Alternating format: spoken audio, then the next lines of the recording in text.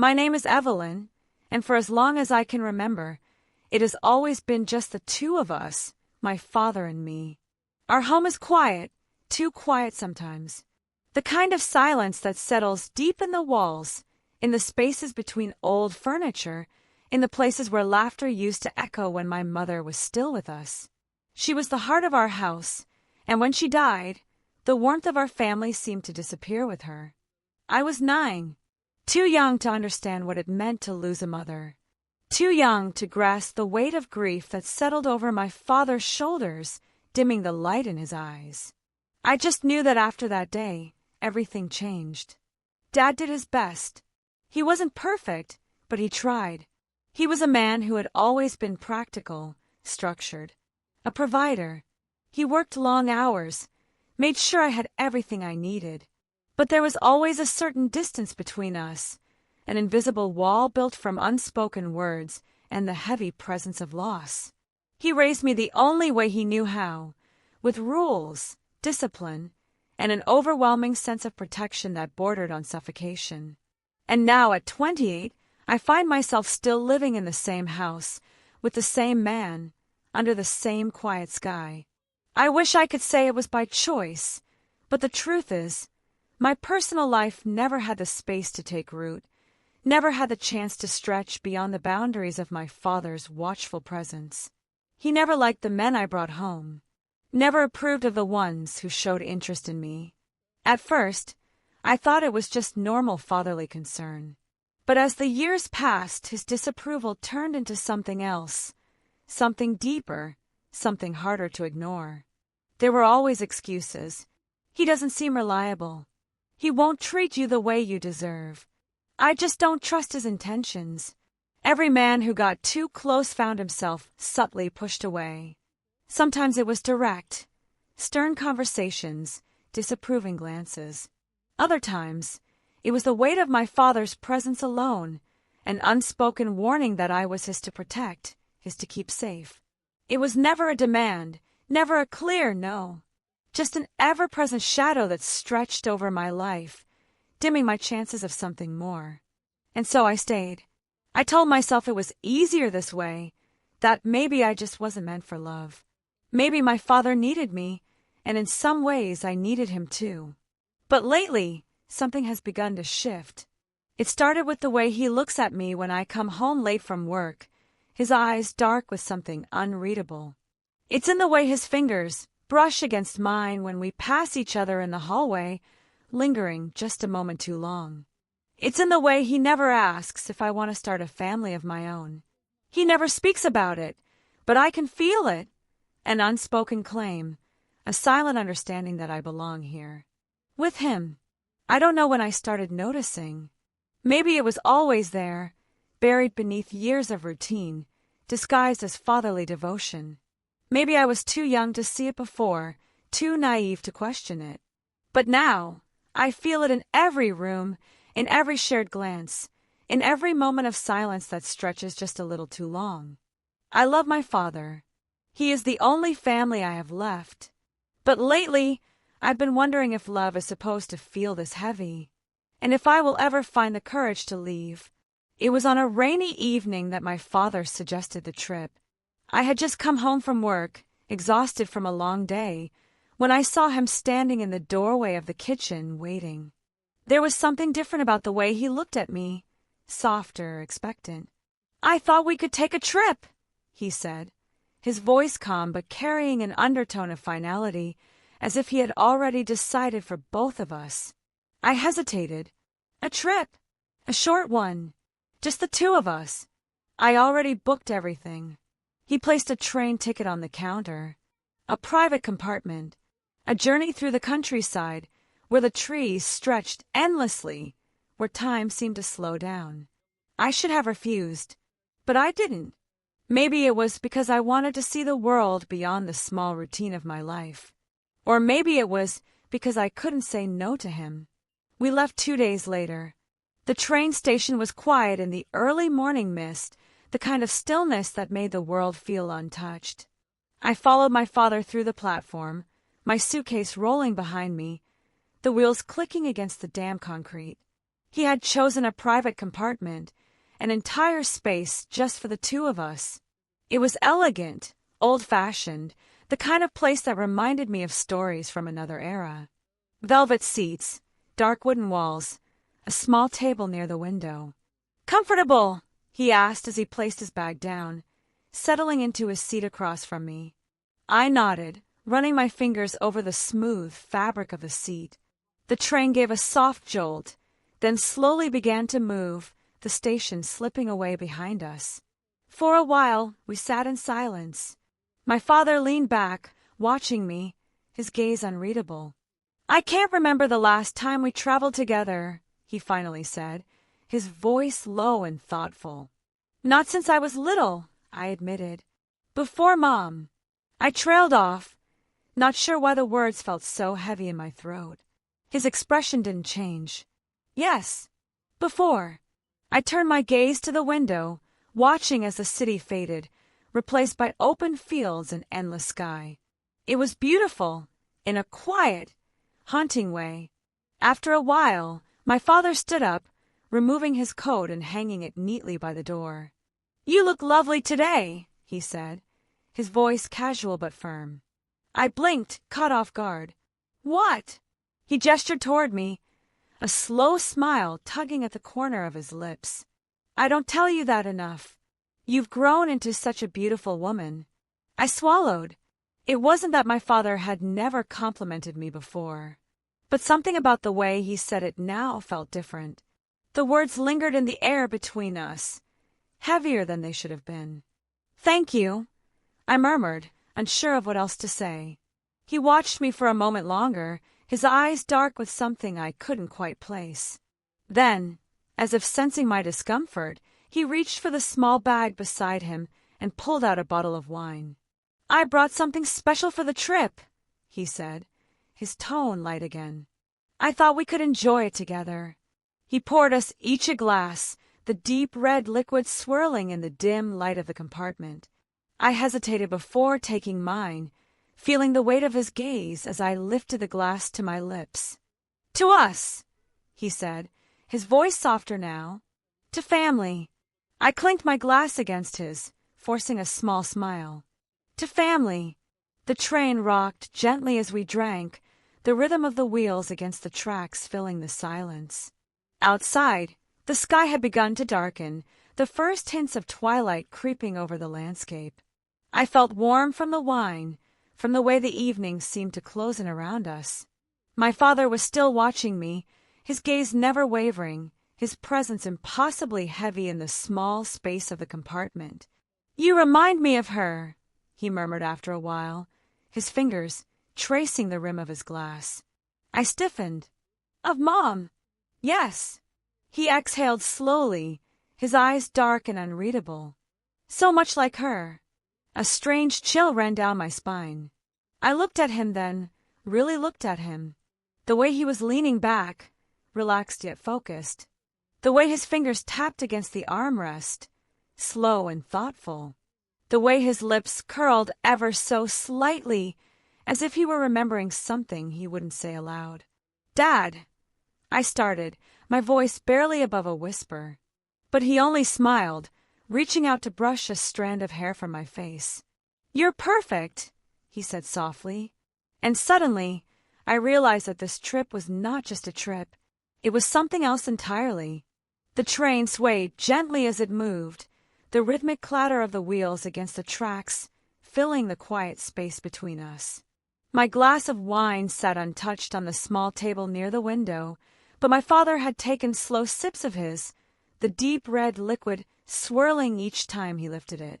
Outside, the world blurred into streaks of green and gold, the setting sun casting long shadows across the fields. The compartment was dimly lit, the glow of the overhead lamp flickering softly, adding to the intimacy of the space. My father shifted in his seat, stretching his arms before settling beside me. The cushion dipped under his weight, his presence filling the air in a way that made my pulse quicken. "You seem tense," he murmured, his voice softer now, lower. "You've been working too much." I exhaled, forcing a small laugh. "I suppose that's true." You should relax, he said simply, as if that were an easy thing to do. Then, after a pause, he added, "Let me help." I turned to him, blinking. "What do you mean?" He lifted a hand, reaching for my shoulder. "A massage." I hesitated. "Dad, that's not—" "I used to do this for your mother," he interrupted gently, his fingers hovering just above my skin, waiting. She always held tension in her shoulders, too. Something about the way he said it made me shiver. The train rocked slightly as we rounded a bend, and in that moment of motion, his hands found me.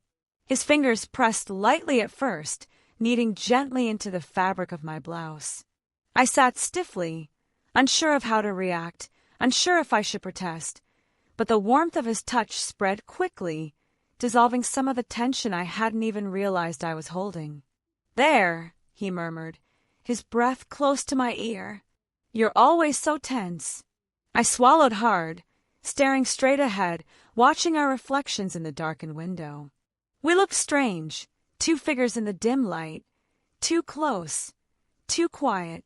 His hands moved in slow, practiced motions, pressing into my muscles, coaxing away the stiffness. "Feels better, doesn't it?" he asked. I nodded, though I wasn't sure if it was the truth. The air in the compartment felt heavy, thick with something unspoken. I should stop this. I should pull away. But I didn't. Instead, I sat there, letting the warmth of his hands seep into my skin, letting the train carry us forward into the deepening night. The steady rhythm of the train filled the silence between us, a soft, hypnotic hum that seemed to stretch the moment longer than it should have lasted. I kept my gaze fixed on the window, watching the dark countryside blur past, though I wasn't really seeing it. "I think I'm tired," I murmured finally, my voice barely above a whisper. My father's hands slowed their movements on my shoulders, his fingertips lingering for just a second before pulling away. "Of course," he said, his voice warm, almost indulgent. "You've been working too much.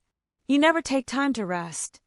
I nodded, though I wasn't sure if exhaustion was truly the reason I felt this heaviness in my chest.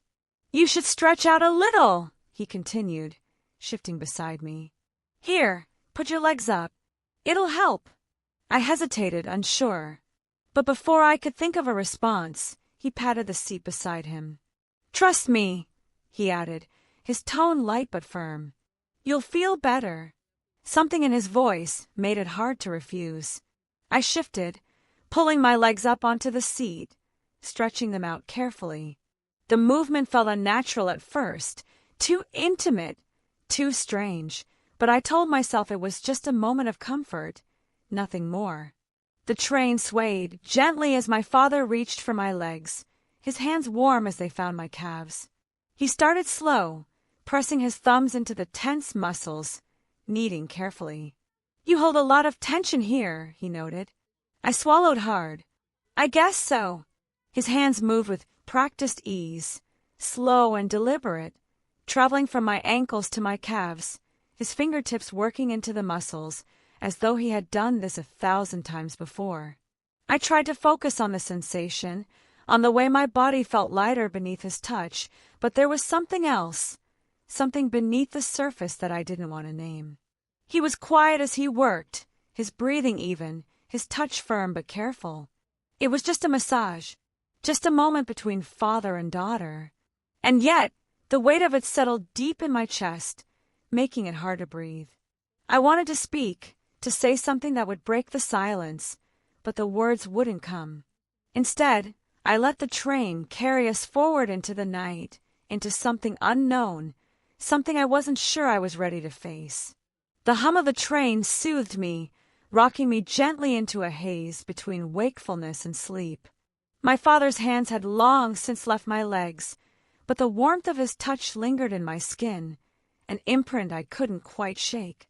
The compartment felt smaller than before, the air heavier, thick with something unspoken. I curled my legs up slightly, resting my head against the cushioned back of the seat, letting my eyelids flutter shut. The train's rhythmic motion lulled me into something close to sleep, but not quite. I was aware of him beside me, the subtle shift of his weight, the way he exhaled slowly as if he, too, were caught in the strange quiet between us. Then I heard the sound of a book opening. I blinked, half turning toward him. He had pulled a small, leather-bound book from his bag, its worn cover resting against his palm. His voice was calm when he spoke. "I used to read to you when you were little," he said. "Before bed." I swallowed. "I remember. Would you like me to read to you now?" The question felt strange, out of place somehow, yet oddly fitting. It had been years since he had read to me, years since bedtime stories had been a part of my life. And yet, in that moment, the suggestion felt comforting. I nodded, shifting slightly to get more comfortable. "Okay." A small smile tugged at the corner of his lips. He leaned back, tilting the book toward the dim overhead light, and began. His voice was deep, steady, carrying through the space like the slow flow of water. The words were soft, lyrical, yet I barely registered them. It wasn't the story that mattered. It was the sound of him, the way his voice filled the silence, weaving around me like a lullaby. I closed my eyes again, letting the sensation take over. For a while it felt nice, safe, but then something shifted. I wasn't sure what it was.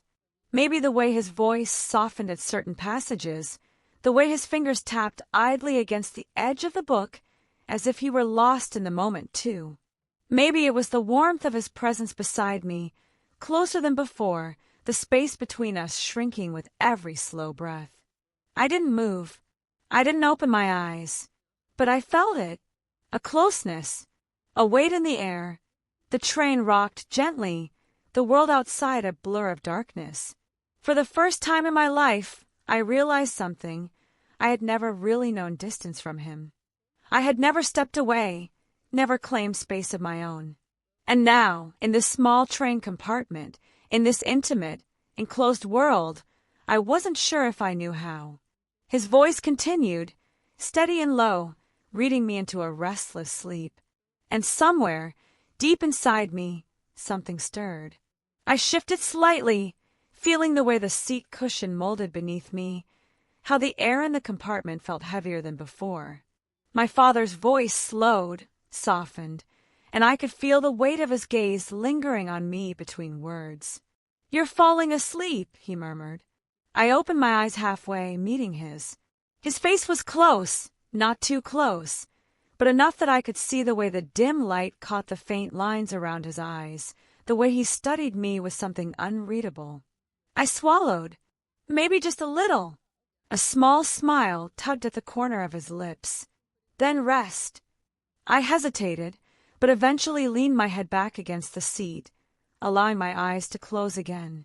My body felt heavy, warm, and I tried to let the soft cadence of his voice lull me into sleep.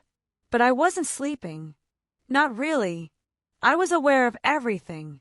The steady rocking of the train, the sound of my own breathing, the way my father's presence seemed to fill every quiet space in the compartment.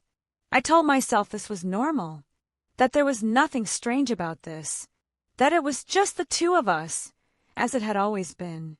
And yet, for the first time, I realized how little space had ever existed between us. I realized how much of my life had been shaped by him, by his protection, by his approval, by the way he had kept me close, always watching, always making sure I never strayed too far. A strange, twisting feeling curled in my stomach. I wasn't sure if it was fear, or something else. I needed air. I needed space. I sat up suddenly, shaking off the haze of exhaustion, my pulse quickening for reasons I couldn't quite name. I think I need to step out for a moment," I said, my voice quieter than I intended. My father blinked, surprised. "Now?" I nodded, already reaching for the door handle. "Just for a minute." He didn't stop me, but I felt his gaze on me as I slipped out into the narrow hallway of the train, the cool air hitting my skin like a sudden wake-up call. I exhaled shakily, pressing my hands against the polished wooden wall, trying to gather my thoughts. Something had changed. Or maybe it had always been this way, and I was only now beginning to see it.